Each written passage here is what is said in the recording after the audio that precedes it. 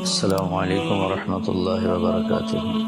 بسم اللہ الرحمن الرحیم، والصلاة والسلام علی سیدنا و مولانا محمد وعلی آلہ وصحبہ اجمعین، اما بعد۔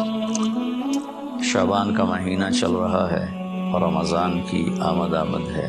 اللہ کے محبوب صلی اللہ تعالی علیہ وسلم رجب جو پچھلا مہینہ گزرا ہے اسی سے ہی رمضان کے لیے ذہن سازی شروع فرما دیتے تھے اور یہ دعا مانگتے تھے، اللہم بارک لنا فی رجب و شعبان وبلغنا رمضان، اور ایک روایت میں بارک لنا فی رمضان بھی ہے کہ اللہ ہمارے رجب اور شعبان میں برکت عطا فرما اور ہمیں رمضان کا مہینہ نصیب فرما اور ہمارے لیے اس کو بابرکت فرما۔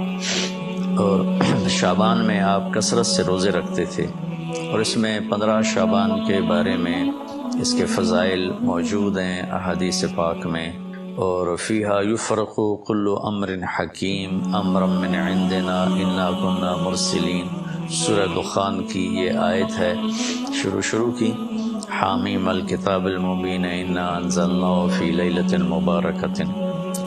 تو بعض مفسرین اس سے 15 شعبان لیتے ہیں اور کچھ لیلۃ القدر لیتے ہیں۔ 15 شعبان کے روزے کا اہتمام یہ ہر دور میں اللہ کے نیک بندے اس کا اہتمام فرماتے رہے، اور حدیث پاک میں بھی اس کی فضیلت آتی ہے کہ اس رات حدیث صحیح ہے، ان اللہ یطلع علی اہل الدنیا، اللہ تبارک و تعالیٰ ساری دنیا کے انسانوں پر اس رات میں اپنی نظر کرم فرماتے ہیں اور ان کی بخشش کے فیصلے فرماتے ہیں، سوائے 2 شخصوں کے، الا المشرک والمشاہن، ایک جو شرک کرنے والا ہو یعنی غیر مسلم ہے، مشرک ہے جو ایمان سے محروم ہے، اور دوسرا مشاہن۔ مشاہن کون ہے؟ کینہ رکھنے والا، ایک دل کی کیفیت ہے بغض اور اس سے شدید ہے کینہ۔ بغض ہوتا ہے کہ مجھے کسی سے نفرت ہو گئی، اس کیفیت کا نام بغض ہے، اور کینہ اس سے شدید ہے کہ نفرت بھی ہے اور اس سے نقصان پہنچانے کا پکا ارادہ بھی ہے۔ اس کیفیت کو، جس میں کسی کو نقصان پہنچانے کا ارادہ چل رہا ہو، اسے شحناء کہتے ہیں، اور اس کیفیت والے کو مشاحن کہتے ہیں، اور ہماری زبان میں اسے کینہ کہتے ہیں۔ تو اس رات میں اللہ تعالیٰ بخشش فرماتے ہیں۔ اس رات کا روزہ اللہ کے محبوب صلی اللہ تعالی علیہ وسلم رکھا کرتے تھے، اور بعض روایت میں 1 سال کے صغیرہ گناہوں کی بخشش کی بھی فضیلت بیان کی گئی ہے۔ بہرحال ہر دور کے صالحین، علماء، صوفیاء اس روزے کا اہتمام فرماتے چلے آئے ہیں۔ اس رات کا اگر کچھ قیام ہو جائے اور روزہ رکھا جائے تو ہمارے اعمال میں ایک اچھے عمل کا اضافہ ہے اور ہماری نیکیوں میں اضافہ ہے، اور اس کے لیے اپنے آپ کو اگر کسی سے نفرت ہے تو پاک کیا جائے، بغض ہے تو اسے دور کیا جائے، کسی کے ساتھ ایسی دشمنی پیدا ہو گئی ہے کہ شیطان ہمیں وہاں تک پہنچا چکا ہے کہ ہم اس کو نقصان پہنچانا چاہتے ہیں، اس سے بھی اپنے آپ کو بچا لیا جائے کہ ایک دن فیصلہ اللہ تعالیٰ نے کرنا ہے۔ اس دن حقوق العباد کی عدالت بہت سخت ہوگی، حقوق اللہ کی عدالت میں وہ سختی نہیں ہوگی جو حقوق العباد کی عدالت میں شدت اور سختی ہوگی۔ لہذا کسی پر ظلم کر کے نہ مریں، کسی کا حق لے کر نہ مریں۔ ہمارے اوپر ظلم ہو یا ہمارا حق مارا جائے تو اس کا تو ہمیں بہت بڑا عوض اللہ اپنے خزانوں سے دے گے، لیکن ہم نے کسی پر ظلم کیا، ہم نے کسی کا حق مارا، برائی کے بدلے میں ایسی برائی کی کہ اپنی نیکیوں کو برباد کر دیا، تو بہت بڑے نقصان کا سامنا کرنا پڑے گا، اور وہ نقصان ابدی ہوگا۔ دنیا کے نقصان وقتی ہوتے ہیں، تھوڑی دیر کے لیے ہوتے ہیں۔ تو اس رات کے لیے کچھ جاگنے کا بھی اہتمام ہو جائے، روزہ بھی رکھ لیا جائے، اگر رمضان آ رہا ہے اس کے لیے دعا مانگی جائے، اللہ تعالی ہمارے رمضان میں برکت عطا فرمائے اور ہمیں اس کے استقبال کی اللہ تعالی ہمیں توفیق نصیب فرمائے۔ اپنے دل کو صاف رکھنا میرے نبی کی بہت بڑی سنت ہے۔ آپ نے حضرت انس سے فرمایا، بیٹا اپنے دل کو سب سے صاف رکھا کر، ان قدرت ان تصبح وتمسی ولیس فی قلبک غش لاحد، پوری دنیا میں بسنے والے انسانوں سے اپنے دل کو صاف رکھ۔ پھر آپ نے فرمایا، یا بنی وذلک من سنت، آپ نے فرمایا میرے بیٹے یہ میری بہت بڑی سنتوں میں سے ایک سنت ہے۔ ومن احب سنتی فقد احبنی ومن احبنی کان معی فی الجنہ، جو میری اس سنت سے پیار کرے گا، مجھ سے پیار کرے گا اور جو مجھ سے پیار کرے گا وہ جنت میں میرا ساتھی ہوگا۔ تو ہم اپنے دل کو سب سے صاف کریں، ساری دنیا کے انسانوں سے اپنے دل کو صاف رکھیں، تو اللہ تعالی ہمارے ساتھ بہت آسانی اور نرمی کا معاملہ فرمائیں گے اور بہت ہی سہولت کا معاملہ ہو جائے گا۔ اللہ کو پسند ہے اس دل کو صاف رکھنا، لوگوں کے حسد سے، بغض سے، نفرت سے، کینہ سے، عداوت سے، حقارت سے۔ میرے نبی نے فرمایا کسی انسان کے برا ہونے کے لیے بس اتنا ہی کافی ہے کہ دوسروں کو حقیر جانے۔ بِحَسْبِ امْرِئٍ مِّنَ الشَّرِّ أَن يَحْقِرَ أَخَاهُ الْمُسْلِمَ۔ کسی انسان کے برا ہونے کے لیے ضروری نہیں کہ وہ بہت بڑے بڑے گناہ کر رہا ہے تو وہ برا ہے، وہ بھی برے ہیں، لیکن آپ نے فرمایا کہ کسی کے برا ہونے کے لیے اتنا ہی کافی ہے کہ اوروں کو حقیر سمجھے، اپنے آپ کو اچھا سمجھے۔ اور یہ جو لوگ تھوڑا سا شریعت کے پابند ہیں، نیکی پر چل رہے ہیں، گناہوں سے بچ رہے ہیں اور شیطان کے داؤ میں نہیں آئے، گناہوں سے پرہیز ہے، ان کو شیطان اس طرف سے مار دیتا ہے کہ وہ انہیں اپنی نیکی کے تکبر میں پھنسا دیتا ہے اور اوروں کی حقارت اور کمی اس کا شکار کر دیتا ہے۔ اس میں بہت بڑا طبقہ پھنسا ہوا ہے، پھنسے چلے جا رہے ہیں۔ اس سے اللہ تعالیٰ مجھے بھی بچائے، آپ کو بھی بچائے، سارے سننے والوں کو بچائے۔ تو ہم اس شعبان کے مہینے میں رمضان کی تیاری کریں۔ 15 شعبان کا اگر روزہ رکھا جائے تو بہت بڑی فضیلت ہے، رات کو جگا جائے۔ کوئی خاص عمل کوئی نہیں 15 شعبان کا۔ ہمارے یہاں بدعات بھی شروع ہو جاتی ہیں، کوئی مسجدوں میں اکٹھے ہو کے کوئی صلاۃ تسبیح پڑھ رہا ہے، کوئی کچھ کر رہا ہے، کوئی کچھ کر رہا ہے۔ اس رات کا کوئی مخصوص عمل کوئی نہیں ہے، اس رات کا مخصوص عمل بس دعا ہے، تہجد ہے، تلاوت ہے، انفرادی طور پر ہے، اجتماعی طور پر کرنا کہیں سے ثابت نہیں ہے۔ کہیں اکٹھے ہو کر کر لیں تو کوئی، یہ میں نہیں کہہ رہا ہوں کہ انہیں غلط کیا ہے، لیکن پیچھے ہمارے تاریخ میں، اسلامی تاریخ میں یہ چیز ملتی نہیں۔ انفرادی عبادت ہی ہے، وہی زیادہ بہتر ہے۔ اللہ تعالی ہمیں عمل کی توفیق بخشے۔ السلام علیکم۔ تو اس رات کو اللہ تعالیٰ نے مبارک بنایا، اور حدیث پاک میں آتا ہے کہ اللہ تعالیٰ اس رات میں ساری دنیا کے لوگوں کی بخشش فرماتا ہے سوائے 5 آدمی، 5 کے سوا سب اہل ایمان کی بخشش ہو جاتی ہے۔ مشرک، المشرک، پہلا مشرک، دوسرا مشاحن، مشاحن کیسے کہتے ہیں؟ دل میں بغض رکھنے والا، کینہ رکھنے والا۔ تیسرا مسبل ازارہ، اپنے پاجامے شلوار چادر کو ٹخنوں سے نیچے تک لے جانے والا، لیکن ایک شرط کے ساتھ کہ وہ تکبر کی وجہ سے، سستی کی وجہ سے ہے، غفلت کی وجہ سے ہے۔ کیونکہ جب آپ نے ایک مرتبہ اس کے بارے میں بات کی تو حضرت ابوبکر صدیق نے کہا یا رسول اللہ، میری چادر، عرب چادر باندھتے تھے جیسے ہمارے پنجاب کا لباس چادر تھا، اب وہ کم ہو گئے۔ ہماری تو بزرگ عورتیں بھی اور مرد بھی سب چادر باندھتے تھے، شلوار تو کسی کو پتہ ہی نہیں ہوتا تھا ہمارے بچپن میں۔ یہ تو پھر آہستہ آہستہ جب تعلیم آئی تو شلوار دیہاتوں میں بھی اور شہروں میں عام ہو گئی۔ تو اگر وہ اس لیے لٹکا رہا ہے کہ طبیعت میں تکبر ہے، پھر اس وعید کا وہ حقدار ہے۔ اگر ویسے اس کی نیچے جا رہی ہے تو میرا مالک ایسا، وہ تو ہے ہی رحیم و کریم، ہے ہی رحیم و کریم، ہے ہی رحیم و کریم، صرف شلوار نیچے لٹکانے سے وہ اتنی شدید سزا دے۔ اگر اس کے پیچھے تکبر ہے، پھر ہے یہ۔ تکبر نہیں ہے تو انشاءاللہ وہ اس سے محفوظ ہوگا۔ تو اپنی چادر کو لٹکانے والا، لیکن بشرط تکبر۔ کتنے ہو گئے؟ عاق لوالدیہ، ماں باپ کا نافرمان۔ نافرمان ایسا کہ دکھ دینے والا۔ چھوٹی موٹی اونچ نیچ تو ہر بچے سے ہو جاتی ہے، جن نے والدین کو ٹکڑے ٹکڑے کر دیا اور ان کو دکھ دے دے دے دے کے ان کا سینہ چیر لیا ہو، کہ عاق کہتے ہیں پرزے پرزے کرنا کسی چیز کی، تو اپنے دکھ دے کر، اپنی بدتمیزی کے ساتھ اس نے ماں باپ کا دل زخمی کر دیا ہو، ایک یہ نہیں معاف ہوتا۔ 5واں مدمن خمر، مسلسل شراب پینے والا، مستقل جو شراب کا عادی ہو۔ ان 5 کو مؤخر کر دیا جاتا ہے۔ معافی نہیں ہونے کا مطلب یہ نہیں کہ اللہ تعالیٰ کبھی معاف نہیں کرے گا۔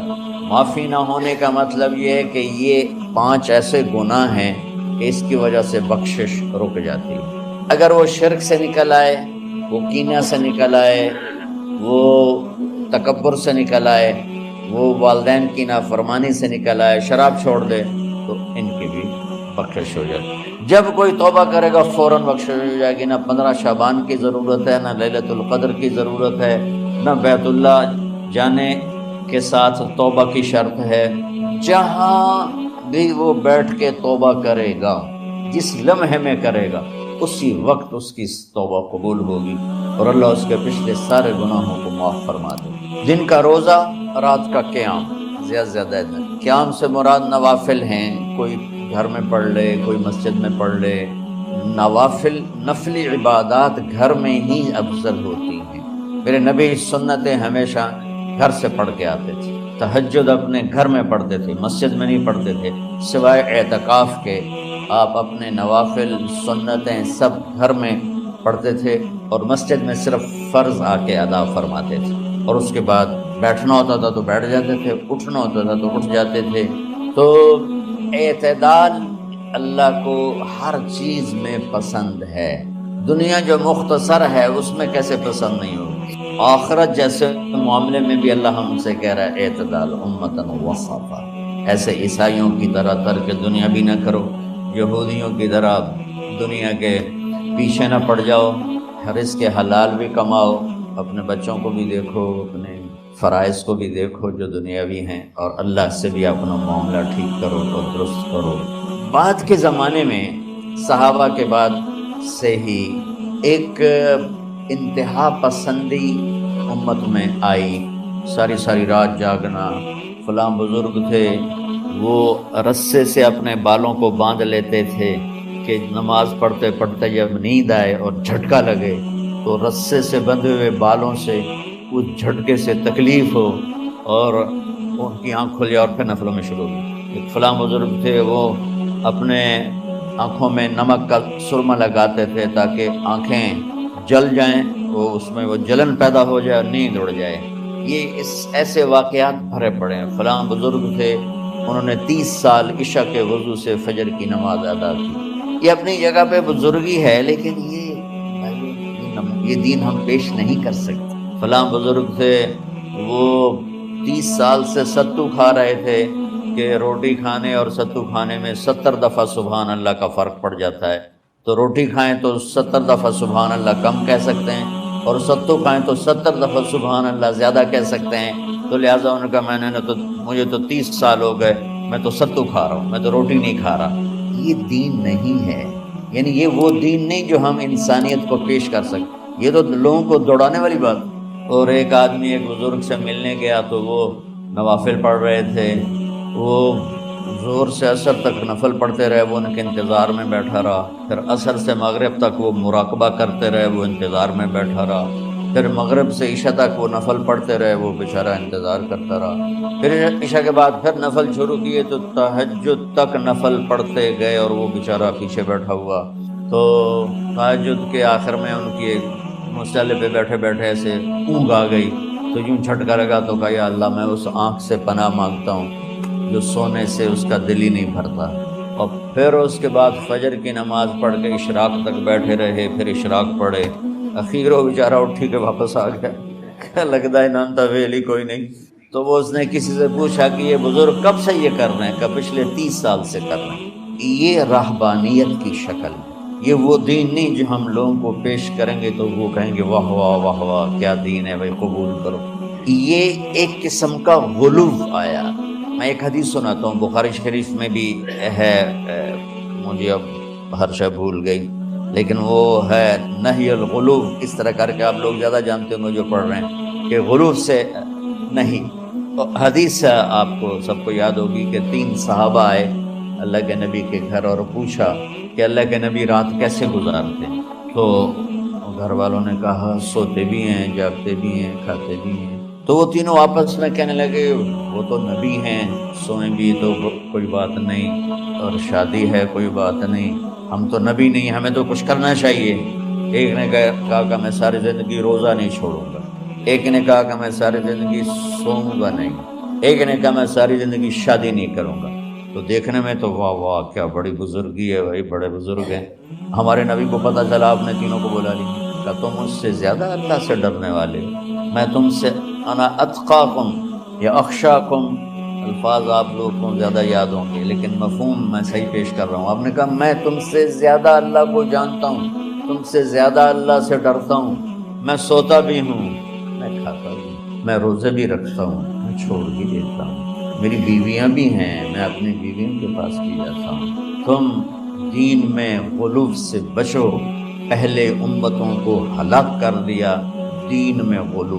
دنیا میں غلو یعنی انتہا پسندی، ایکسٹریمسٹ ہونا، دنیا ہو یا دین ہو، دونوں میں اعتدال بچو اللہ تعالیٰ کو پسند۔ تو شعبان کے حوالے سے ایک علماء کا طبقہ اتنا رد میں گیا کہ ایسی نفی کر دی کہ جیسے ہے ہی کچھ نہیں، یہ بھی غلط ہے۔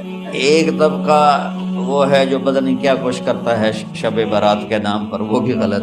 ساری حدیثوں کو ملا کر روزہ اور رات کا قیام، کہ رات کو اٹھ کے کچھ اللہ کو یاد کرنا۔ اب اس آیت میں بعض مفسرین سے غالباً بھول ہوئی، حامیم والکتاب المبین انا انزلناہ فی لیلۃ مبارکۃ انا کنا منذرین فیہا یفرق کل امر حکیم امرا من عندنا انا کنا مرسلین۔ یہ لیلۃ القدر ہے، انا انزلناہ فی لیلۃ مبارکۃ، یہاں دوسرا لیلہ مبارک رات میں ہم نے قرآن کو اتارا۔ دوسری آیت کو جوڑو، انا انزلناہ فی لیلۃ القدر، ہم نے قرآن کو لیلۃ القدر میں اتارا۔ تو وہ آیت اس آیت کا ترجمہ کر رہی کہ لیلۃ مبارک سے مراد لیلۃ القدر ہے، 15 شعبان نہیں۔ لیکن بعض مفسرین جو بڑے لوگ ہیں، لہذا ہم سب کا ادب احترام کرتے ہیں، لیکن رائے کا اختلاف وہیں بڑے علماء میں ہی ہے، تو اسی کو میں آپ کے سامنے نقل کر رہا ہوں، کوئی اپنی رائے نہیں دے رہا ہوں۔ تو ان سے یہ صاف ہو گیا کہ انہوں نے اس کو 15 شعبان بنا دیا۔ یہ 15 شعبان کی رات نہیں ہے، یہ لیلۃ القدر ہے، کہ جس میں وہ پورے سال کے احکام اعلان کر دیے جاتے ہیں، وہ شب قدر ہے۔ اس میں بھی معافی ہوتی ہے، اس میں بھی معافی ہوتی ہے، لیکن شب قدر تو قرآن سے صحیح احادیث سے ثابت ہے، اور شعبان کی رات ضعیف حدیثوں سے ثابت ہے، لیکن کثرت حسن لغیرہ ہی اور امت کا عمل اس میں بہت بڑی گنجائش پیدا کرتا ہے۔ تو جو بچہ روزہ رکھنا چاہے ضرور رکھے، جو رات کو اٹھنا چاہے ضرور اٹھے، لیکن وہ اتنا نہ اٹھے کہ صبح سبق میں سویا پڑا ہو، تو ایسی عبادت نہیں چاہیے کہ آپ اپنے طلب علم جو فرض ہے اس میں آپ سوئے پڑے ہوں، تو تمہارے خراٹوں سے سبق بھی متاثر ہو رہا ہو۔ تو اعتدال بچوں، ہر چیز میں اعتدال، اور کسی سے گلہ ہے، غصہ ہے، ناراضگی ہے، کسی سے بولتے نہیں ہو۔ ابھی سے شعبان آ چکا ہے، آپ شعبان سے رمضان کی تیاری شروع فرما دیتے تھے، تو اس کی تیاری کیا ہے؟ دلوں کو صاف کرو، معاف کرو، معافی مانگو، تمہارا قصور نہیں پھر بھی معافی مانگ لو، دلوں کو صاف کرو، اور اللہ سے سخاوت مانگو، کہ اللہ کو سخی بھی پسند ہے اور صاف دل والا بھی پسند ہے۔ تو انشاءاللہ اگر اس طرح آپ کی تعلیمی سرگرمیاں بھی رہیں اور رمضان کا روزہ بھی ہوا اور دل صاف بھی ہوا، تو انشاءاللہ اللہ آپ کے دل کو ایمان اور علم کے نور سے بھر دے گا۔ سارے بچے اس کی نیت کرتے ہیں۔ اللہم لک الحمد کما انت اہلہ فصلی علی محمد کما انت اہلہ۔ ہمارے اسباب و وسائل میں بہت کمی آ رہی میرے مولا، اپنی قدرت سے اپنے اس ملک کے لیے رزق کا، ہدایت کا دروازہ کشادہ فرما۔ یا اللہ جو اس کی دشمنی کرنے والے ہیں ان کو بھی ہدایت نصیب فرما، اور ان کے مقدر میں ہدایت نہیں تو ان کے شر سے اس کی حفاظت فرما۔ جتنے مدارس ہیں، جتنی خانقاہیں ہیں، جتنے تبلیغی مراکز ہیں، جتنے حفظ کے مکاتب ہیں، ان سب کی حفاظت فرما۔ علماء اہل حق کی حفاظت فرما، علماء اہل حق کی حفاظت فرما۔ یا اللہ صالحین کی حفاظت فرما۔ یا اللہ احفظنا من بین ایدینا ومن خلفنا وعن ایماننا وعن شمائلنا ومن فوقنا ونعوذ بعظمتك من ان نغتال من تحتنا۔ اللهم انا نعوذ بك من الاغتيال، اللهم انا نعوذ بك من ان نغتال من تحتنا۔ اللهم احفظنا من كل بلاء، اللهم احفظنا من كل شر ومن كل بلاء، وعافنا من كل شر ومن كل بلاء۔ یا اللہ تو پوری امت پہ کرم فرما، رحم فرما، یا اللہ پوری امت کا کہ خون کی، عزت کی، جان کی، مال کی، بچوں کی، بچیوں کی عزتوں کی حفاظت فرما، پوری دنیا کے کفر کو ہدایت دے دے، پوری دنیا کے غیر مسلموں کو ایمان دے دے، امریکہ والوں کو ہدایت دے دے، افریقہ والوں کو ہدایت دے دے، یورپ والوں کو ہدایت دے دے، ایشیا والوں کو ہدایت دے دے، آسٹریلیا والوں کو ہدایت دے دے، جو تجھے نہیں پہچانتے انہیں اپنی پہچان کرا دے،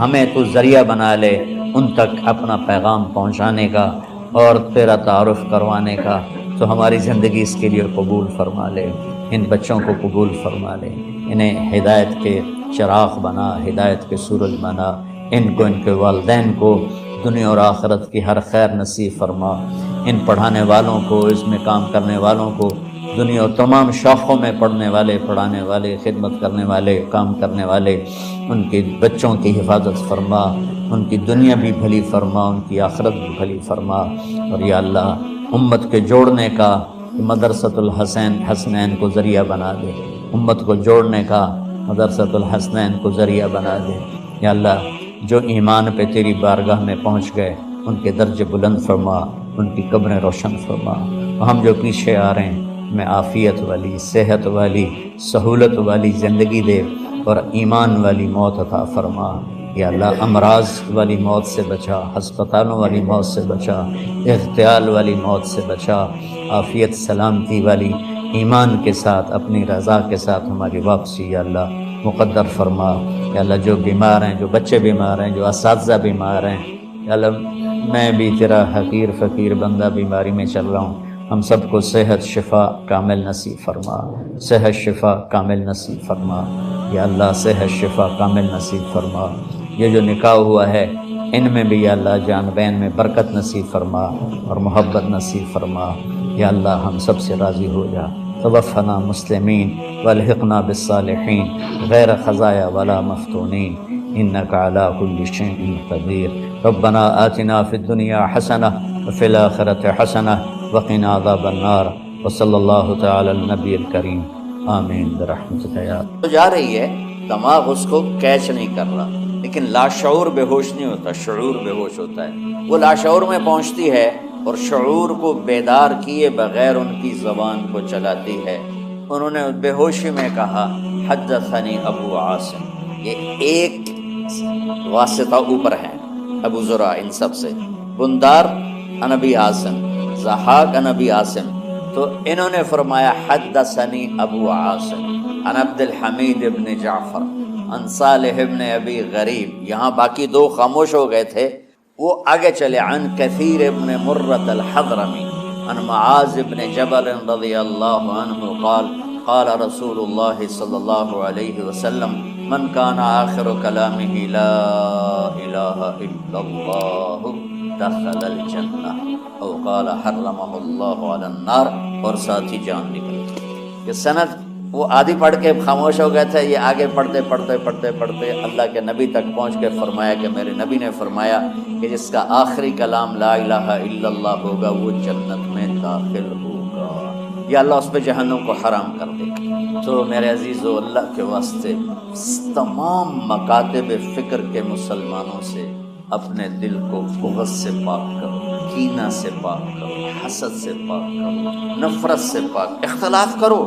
میری ایک رائے ہے لیکن میں کبھی ممبر پر اپنی رائے پیش نہیں کرتا، خاص طور پر عقائد، اعمال، ترجیحات کے بارے میں دین پیش کرتا ہوں۔ رفع یدین کرنے کی بھی حدیث موجود ہے، نہ کرنے کی بھی موجود ہے، اور لڑی جاندے دونوں پاسا دے مناظر لڑی جاندے لڑی، اور اللہ دا واسطہ ہی نہیں، دنیا برباد ہو گئی، دونوں رفع یدین دی پئی کرو افضل ہے، یہ افضل کی بات چل، نہ کرو افضل ہے۔ ہم جو نہیں کرتے تو ہم کہتے ہیں کہ افضل ہے نہ کرنا، کرنا چاہو تو کر لو، کوئی مسئلہ نہیں، اور جو کہتے ہیں کرنا ہے وہ بھی کہتے ہیں افضل ہے کرنا، نہ کرو۔ یہ امت برباد ہو رہی ہے، یہ چھوٹی چھوٹی باتوں پہ مناظرے ہو رہے ہیں۔ میں نے ایک مناظرہ سنا تو مجھے بڑی تکلیف ہوئی ہے، اس پر سوشل میڈیا پر رفع یدین پہ ہو رہا تھا، ادھر دیوبندی تھے، ادھر اہل حدیث سے، لڑی جانتے لڑی، اخیر مناظرہ ہوتا ہے، دونوں گالی کاٹ کے اٹھی جاتے۔ یہ امت برباد ہو رہی۔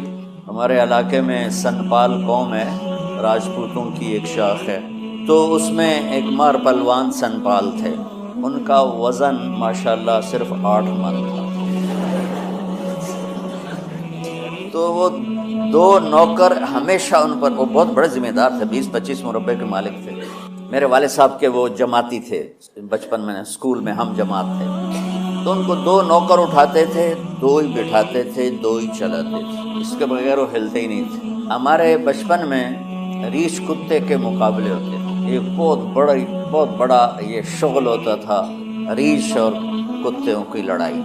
شکر ہے اب اس ظالمانہ کھیل پر گورنمنٹ نے پابندی لگائی، تو جس نے بھی لگائی بہت اچھا کیا۔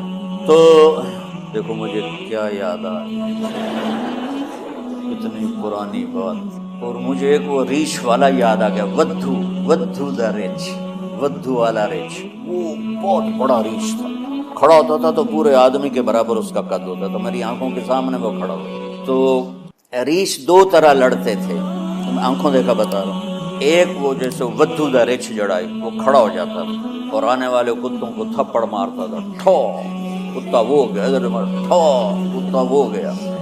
اور کچھ ریچھ تھے جو بھاگتے ہوئے لڑتے، جو ذرا چھوٹے قد کے تھے، ذرا کمزور ہوتے، وہ کھڑے ہو کر نہیں لڑتے تھے، وہ بھاگتے تھے، بھاگتے بھاگتے تھپڑ مارا، بھاگتے بھاگتے کتا جو چک مارتا تھا تو وہ اس کو چھڑاتے تھے۔ تو کبھی کتے جیت جاتے، کبھی ریچھ، کبھی بہت نادر یعنی بہت کم ایسا ہوتا تھا کہ وہ جو بھاگنے والے ریچھ ہوتے تھے نا، ان کا رسا کھل جاتا تھا، تو پھر وہ ریچھ بھاگتا تھا جان بچانے کے لیے۔ تو مار پلوان رحمت اللہ علیہ،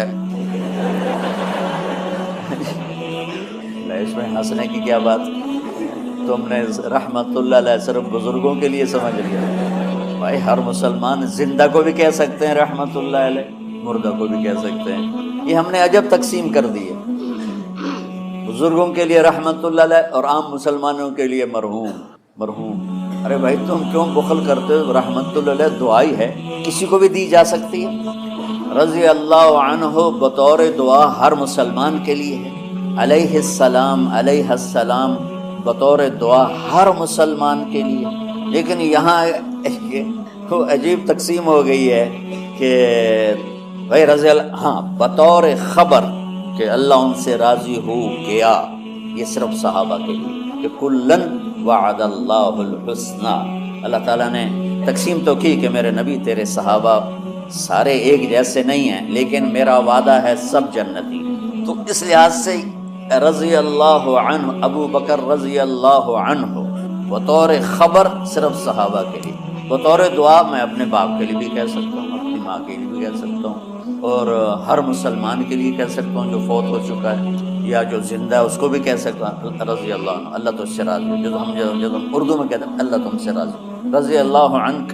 تو جو مر گیا ہے اس کو بطور دعا رضی اللہ عنہ کہہ سکتے ہیں، رضی اللہ عنہ کہہ سکتے ہیں، رحمت اللہ علیہ کہہ سکتے ہیں، علیہ السلام کہہ سکتے ہیں، علیہ السلام کہہ سکتے ہیں۔ لیکن چونکہ مسلمانوں کا ایک طبقہ حضرت کہ مولا علی کو علیہ السلام کہتا ہے، ائمہ اہل بیت کو علیہ السلام کہتے ہیں، تو ہم نے اس پر کاٹا پھیر دیا، ہم نے نہیں رضی اللہ عنہ۔ اتنی چھوٹی مولیوں دے دل چڑی طرح ہو گئے، چڑی دے دل تو بھی چھوٹے دل ہو گئے، ظرف ہے پتہ نہیں کہاں چلا گیا، حالانکہ علم تو وسعت پیدا کرتا ہے۔ آج کا پڑھنا پڑھانا وہ ایسے دلوں کو تنگ کر کے سکیڑ کے چڑیا سے بھی چھوٹا بنا ہے۔ ارے بھائی ہر کسی کو بطور دعا علیہ السلام کہہ سکتے ہو، علیہ السلام کہہ سکتے ہو۔ میں بیان کر رہا تھا تو میں یعنی ایسے نجی محفل میں بیان تھا علماء میں، تو بات کرتے کرتے میں نے کہا مولانا مودودی رحمت اللہ علیہ، ان کی ایک جو خدمت ہے کہ انہوں نے یہ پہلے شخص ہیں جنہوں نے دین کو آسان لفظوں میں پڑھے لکھے طبقے تک پہنچائے۔ اس سے پہلے جتنے علماء کی تحریریں ہیں وہ فارسی عربی کے الفاظ سے اتنی بھری ہوئی ہیں کہ کالج سکول کا طبقہ وہ پکڑ نہیں سکتا۔ یہ پہلی شخصیت ہیں جن کی تعلیمات اور جن کی تحریروں نے لوگوں کو متاثر کیا، یہ ان کا مثبت پہلو ہے۔ انہوں نے دین کو سیاسی رنگ دے دیا، یہ منفی پہلو ہے، اس سے ہمیں اختلاف ہے، لیکن جو انہوں نے خیر کا کام کیا ہے اس کی تو تعریف کرنی چاہیے۔ تو بچوں میں تمہیں کیا بتاؤں کہ پستی کس حد تک پہنچ چکی ہے۔ ایک مولوی صاحب کھڑے ہو گئے میری بات کے بعد، کہیں کہ آپ نے مودودی صاحب کو رحمت اللہ علیہ کیوں کہا ہے؟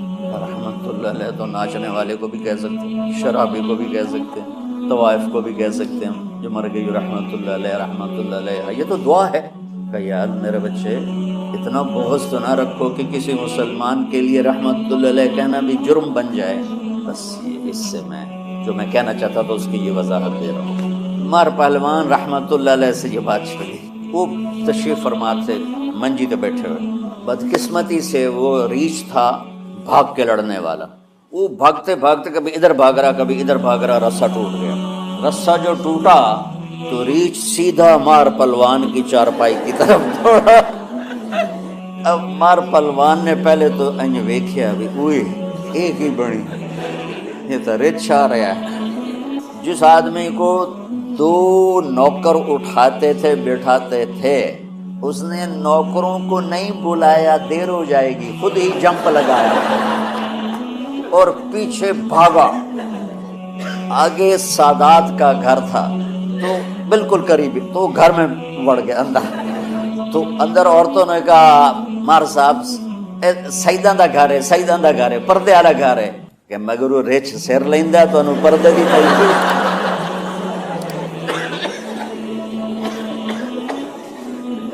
میں سچی بات ہے بچوں، اتنا مجھے دکھ ہوتا درد ہوتا ہے کہ امت تباہ و برباد ہو رہی ہے، مرتد ہو رہے ہیں، دین سے بیزاری کا اعلان کر کلم کھلا کہہ رہے ہیں میں کسی دین کو نہیں مانتا. اور یہ رفع یدین پہ لڑے ہی جا رہے ہیں لڑے ہی جا رہے ہیں. 20 تراویح 8 تراویح 20 تراویح 8 رکعات 20 رکعات 8 رکعات، سورۃ فاتحہ پڑھنی ہے نہیں پڑھنی. یہ وہ کون سے مسائل ہیں جس پہ جنت اور جہنم کا فیصلہ؟ بغض جہنم میں لے جائے گا، چاہے دینی بغض ہو چاہے دنیاوی بغض ہو، جہنم میں لے جائے گا. البغض للہ اور چیز ہے، یہ تو بغض لنفس ہی ہے. بغض للہ کے لیے مولا علی کا واقعہ کافی. ایسی مثال تاریخ میں دوبارہ ہوں گی میری نظر سے نہیں گزری کہ آپ خیبر کی جنگ میں یہودی سے لڑ رہے ہیں اور اس کو گرا لیا اور اس کو قتل کرنے لگے تو اس نے منہ پہ تھوک دیا. سبحان اللہ. اب تو اور زیادہ قتل کرنا چاہیے تھا بے دردی سے. آپ پیچھے ہٹ گئے، کہا آ بھائی دوبارہ. کیا ہو؟ کہا تم نے میرے منہ پہ تھوکا نا، تو پہلے میں تمہیں اللہ کے لیے قتل کر رہا تھا، جب تم نے میرے منہ پہ تھوکا تو مجھے ذاتی غصہ آ گیا. البغض لنفسی، کہ میں میری تمہاری کوئی دشمنی نہیں، صرف اللہ کے لیے ہے. تو تمہارے تھوکنے سے میرے اندر ذاتی دشمنی پیدا ہوئی، ذاتی غصہ پیدا ہوا. تو یہ قتل اللہ کے لیے نہ ہوتا میری ذات کے لیے ہوتا، لہذا آپ دوبارہ لڑیے. کہنے کہ مجھے کلمہ پڑھا. تو شکر ہے کچھ ماحول بدلا بھی ہے. ہر مکتب فکر میں معتدل لوگوں کی تعداد بڑھ رہی ہے، لیکن ہر مکتب فکر میں ایسے سخت دل اور ایسے متعصب آنکھوں پہ پٹی باندھ کے بیٹھے ہوئے ہیں کہ اپنے سوا کسی کو مسلمان سمجھنا ہی نہیں. کہ تم میری اولاد ہو، اللہ کا واسطہ دیتا ہوں، اگر تمہارا میرا کوئی تعلق ہے، پتہ نہیں تمہارا مقدر تمہیں کہاں کہاں لے جائے، کس ممبر پہ بیٹھو، کس مسند پہ بیٹھو، کس درس کی مجلس میں بیٹھو. لوگوں کو دین پڑھانا، بچوں کو، اگلی نسل کو دین پڑھانا، اگلی نسل میں نفرت کے بیج نہ بونا، بغض کے بیج نہ بونا. میرا رب بڑا کریم مہربان ہے. جواد وسیم صاحب آتے رہتے ہیں نا، تو ماشاءاللہ یہ بہت بڑے اداکار تھے اسٹیج کے.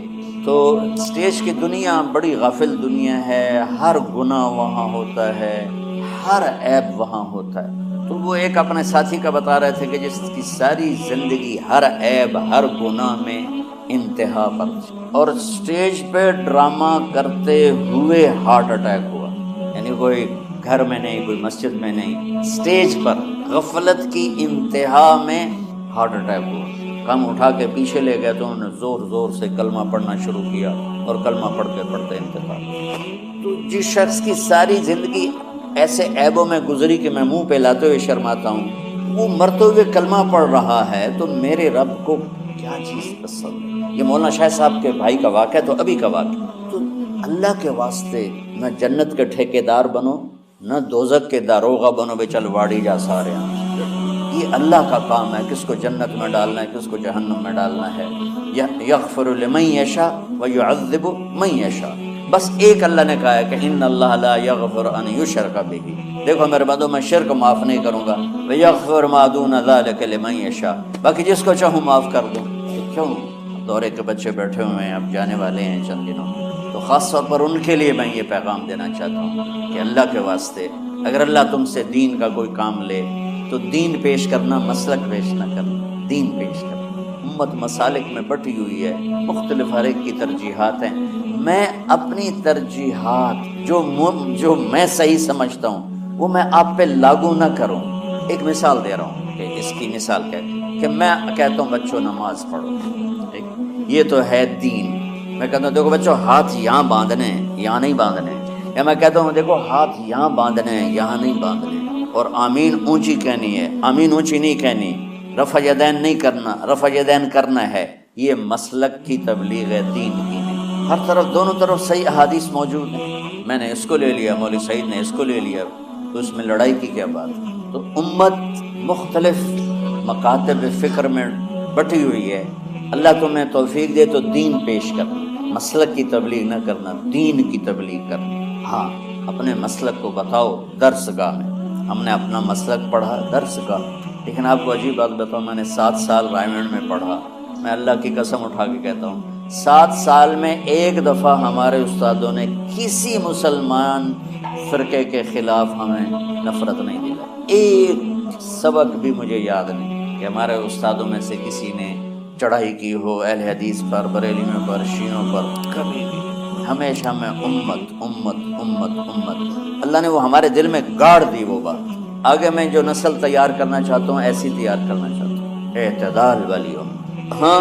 شعبان کے اس لحاظ سے فضیلت ہے کہ میرے نبی شعبان میں روزے بہت رکھتے تھے، صرف 15 شعبان کی بات نہیں، آپ جب رجب کا مہینہ آتا تھا تو آپ کہتے اللہم بارک لنا فی رجب و شعبان و بلغنا رمضان، یا اللہ ہمارے شعبان میں اور رجب میں برکت دے اور رمضان شریف نصیب فرما۔ اب رمضان شریف بھی آ رہا ہے اور آپ کو معلوم ہے ہم نے رمضان میں پڑھائی رکھی ہے، چھٹیاں نہیں رکھی۔ جب میں نے حسنین شروع کیا 1999 میں تو اللہ نے میرے دل میں یہ بات ڈالی کہ رمضان تو علم کا مہینہ ہے، انا انزلناہ فی لیلۃ القدر، اور 4 آسمانی کتابیں رمضان میں گزری اور سارے صحیفے رمضان میں۔ اپنے اللہ کو کیا پسند تھا اس مہینے میں؟ حضرت ابراہیم علیہ السلام پر چھوٹی کتابیں اتری 1 رمضان کو، حضرت موسیٰ علیہ السلام پر تورات اتری 2 رمضان کو، حضرت داؤد علیہ السلام پر زبور اتری 6 رمضان کو، حضرت عیسیٰ علیہ السلام پر انجیل اتری 12 یا 18 رمضان کو، اور اللہ کے نبی پر قرآن اترا فی لیلۃ القدر، لیلۃ القدر میں اترا۔ تو سارا آسمانی علم رمضان میں اترا۔ سارے مہینوں کے نام عربوں نے رکھے، محرم، صفر، ربیع الاول، ربیع الثانی، جمادی الاولی، جمادی الثانی، رجب، شعبان، رمضان، شوال، ذوالقعدہ، ذوالحج۔